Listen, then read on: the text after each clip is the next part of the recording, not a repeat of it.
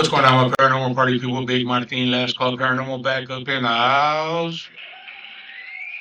Oh yeah, yeah, yeah. Thank you, thank you, thank you, thank you, thank you, thank you. And we gotta hit you with the horn. That's right. So I keep getting asked about what happened to us at what happened to me at Waverly Hills. So for those of you who don't know, I haven't published any videos yet of it. Um, but I did let people know what happened. Um, so a little quick brief synopsis. Because I haven't got through any of the footage yet. Because I'm just life be life, and sometimes my people, America. Sometimes you just gotta reset everything. Unfortunately, it was my computer, and I ain't that smart. I mean, look. You know what? I don't have a big crew. I don't have a whole team. It's just me and the wife, and so hey, bear with me. But anyways, back to the story. So, yes, Waverly Hills. I had a few experiences there. I'm only going to talk about the first or the major one that happened there. Um, for one, that place is haunted AF. I mean, there's no way to get around it. That is, it's a very interesting location. It's humongous. The people that own it take very good care of it. If you ever get the opportunity to go there, I would do it. It is well worth the trip. Um, just not even to do ghost hunting, just to visit the place and hear the history and hear what went on there. It's got a hell of a story to it, and a lot of it is sad. A lot of it was experimental. Um, but hey, that's what happens. That's how they came up with these surgeries that they have now for people. Okay, so I can't dog them for what they did back then. Um, it it helped out a lot of people later on. So bless those people that sacrificed their lives for them doing those experiments to come up with the vaccines and medications and stuff um, to help with that. But anyways, so along with that goes with the story I'm about to tell you. So, like I say, we had a few interesting um, incidents occur. The major one happened on the third floor.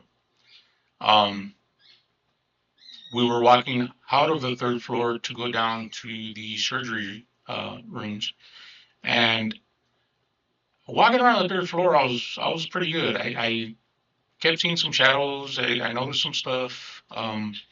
Nothing really major. Um, and there it was when we left that area. Um, my Chris walked out first, and then um, Julie was behind her, and then I was walking out. So we kind of got a little distance in between us as we came out of there because I mean, I kind of got stuck behind. I wanted the girls to go out first, and when I hit that doorway, um, this is the only way I'm able to describe what it felt like. Um, it felt like somebody took their thumb and jabbed it right here in this little divot in your collarbone. They never felt it before, sure. Um, I know what it's like to be choked. I did MMA for a lot of years. I know what it's like to be choked. I know what it feels like. But this was different. It wasn't like somebody grasped my neck. It was literally a, like a thumb or a finger got pushed into that little wedge in your collarbone.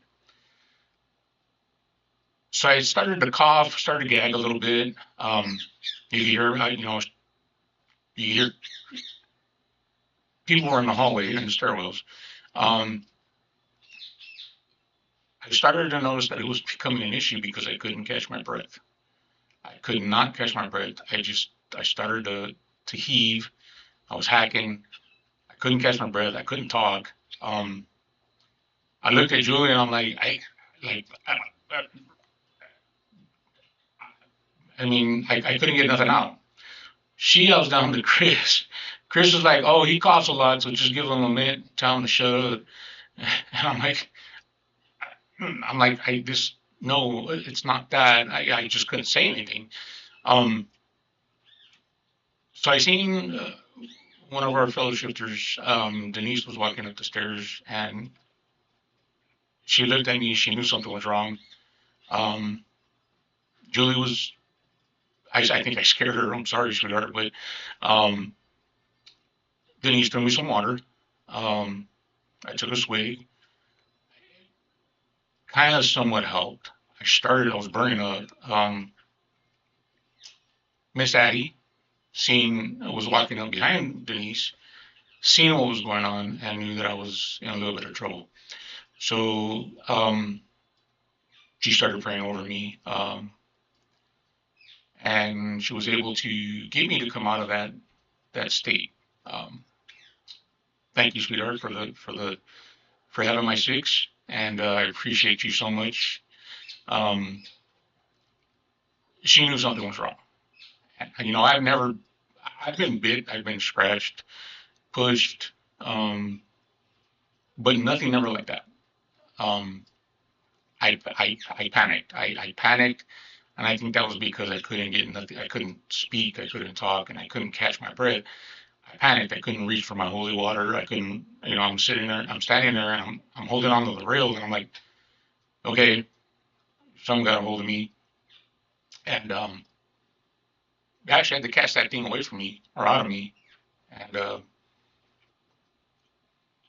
after she did what she did, we you know threw holy water in the area where it was at. We blessed that area, and the night went on. It rattled my brain. I could not figure out why, who, what, where um, caused that. I and the only way I can describe it is just that somebody shoved their finger into that space and it just cut off my airway. And so when we got back, when we got home, I started looking into what different procedures they did there, and because they did a lot of experimental stuff there.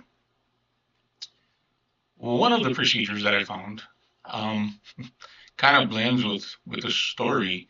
Um, they used to